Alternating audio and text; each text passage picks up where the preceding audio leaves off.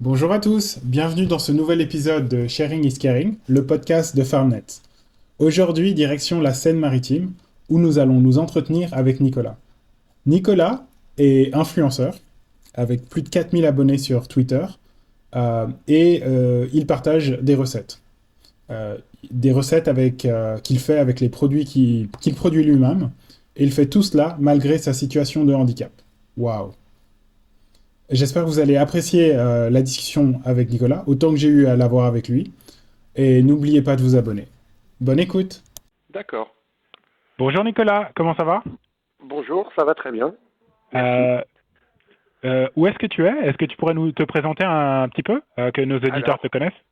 Ok. Alors moi, je suis en Normandie, en Seine-Maritime exactement. Je suis au bord de mer entre Fécamp et Saint-Valery-en-Caux. J'ai 45 ans. Je suis en situation de handicap, mais c'est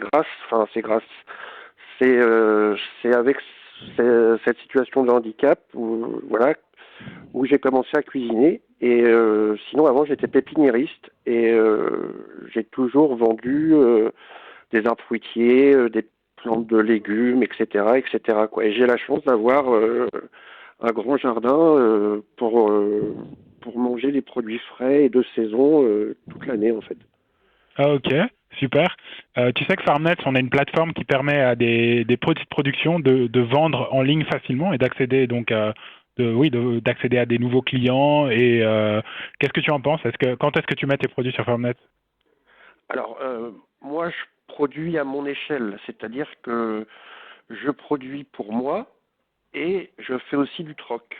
J'aime beaucoup la notion de troc, c'est-à-dire que j'ai la chance à la campagne, donc chacun a un cerisier, un poirier, des pommiers, des choses que j'ai pas forcément dans mon jardin parce que j'ai pas cette place non plus. Et en été, avec la surproduction qu'on a parfois de tomates, de courgettes, d'haricots, de pommes de terre, j'échange avec mes voisins. Alors il n'y a rien de formel, mais tout est tout est donné et on nous restitue avec ce qu'on n'a pas, quoi.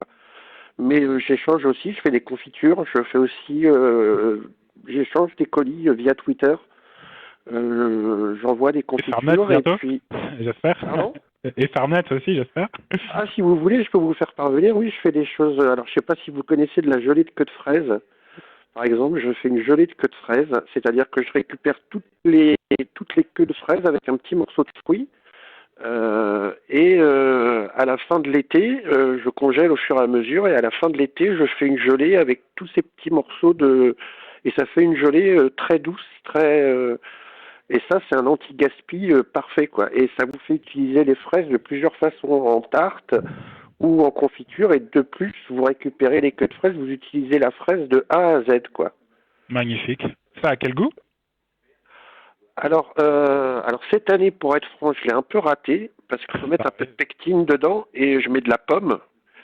Et j'ai mis un peu trop de pommes. Du coup, la pomme l'a un peu emporté sur la fraise. Mais l'année dernière, ça a vraiment un goût de fraise, vraiment un goût de fraise. C'est très surprenant. Ça peut paraître étrange, ça surprend beaucoup de gens. Et alors, je connais des dames d'un certain âge qui connaissaient le truc, mais pas sous cette utilisation-là, qui les mettaient qui les laissaient infuser dans de l'eau et qui filtraient après et qui buvaient cette eau fraîche l'été en bouteille pour se désaltérer. Cool.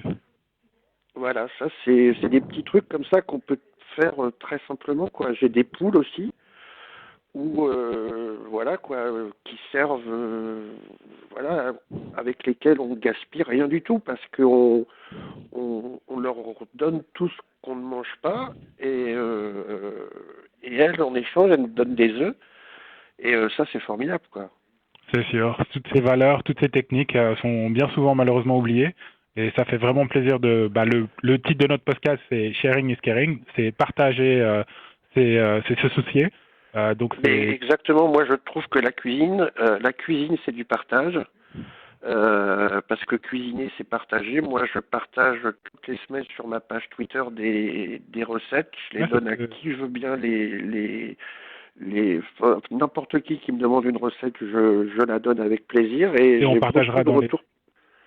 On partagera dans les notes de cet épisode, on partagera un lien vers ton Twitter. C'est comme ça qu'on s'est rencontrés.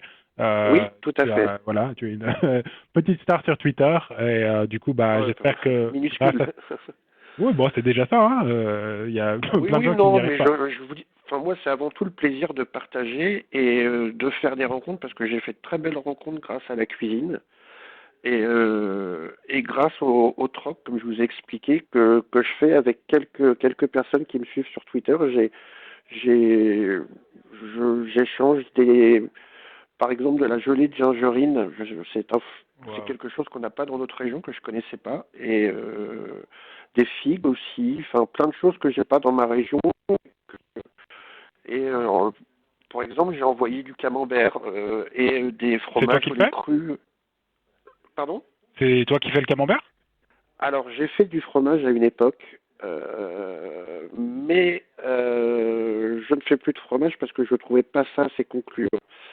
Mais j'ai la chance d'avoir une crémière qui fait des fromages oubliés, un peu oubliés normands. Quand on pense Normandie, on pense à du Pont-l'Évêque ou à du camembert, alors que elle fait un fromage qui s'appelle du Graval, qui ressemble un peu à du Neuchâtel.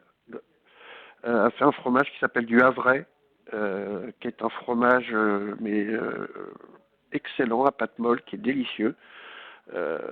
C'est des fromages un peu oubliés, mais quand on se donne la peine de chercher un peu, on peut trouver des perles encore comme ça, des fromages au lait cru, par des petits producteurs. Il y a un camembert qui s'appelle les 5 Frères, par exemple. C'est une petite production laitière en Normandie et ils font un camembert qui est absolument délicieux, quoi. Ça marche, on va regarder ça alors. Oui, les 5 Frères, c'est vraiment une petite production, mais leur camembert est excellent. Très bien. Une dernière question pour terminer ce podcast. On a un format court. On pourrait parler des heures et on voilà. Hein, on pourrait parler des heures, oui. Tant mieux. Est-ce que tu aurais un conseil en cuisine ou un conseil général à partager avec nos auditeurs? Alors déjà, c'est de prendre du plaisir, c'est-à-dire que il faut que ce soit ludique, il faut s'amuser, il faut pas que ce soit une corvée de cuisiner, surtout pas, sinon ça ne marchera pas. Ça se ressentira dans ce que vous ferez à manger si vous y prenez pas un peu de plaisir. Il faut aussi penser surtout aux gens pour lesquels vous cuisinez, c'est-à-dire que ce que vous aimez vous ne va peut-être pas convenir à tout le monde. Moi j'aime beaucoup le fromage par exemple, mais tout le monde n'aime pas par exemple des œufs cocottes au camembert ou au reblochon.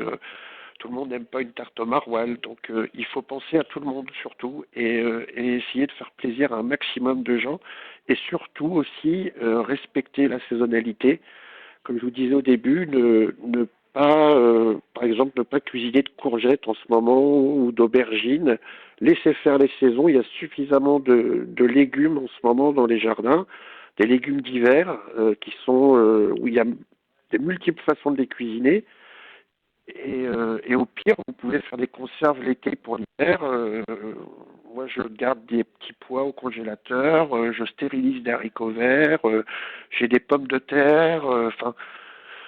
Il suffit juste de se donner la peine, un tout petit peu de peine. Alors, je sais bien que c'est pas facile pour tout le monde. Tout le monde n'a pas forcément la chance d'avoir un jardin, mais le maître mot, pour moi, c'est plaisir et partage.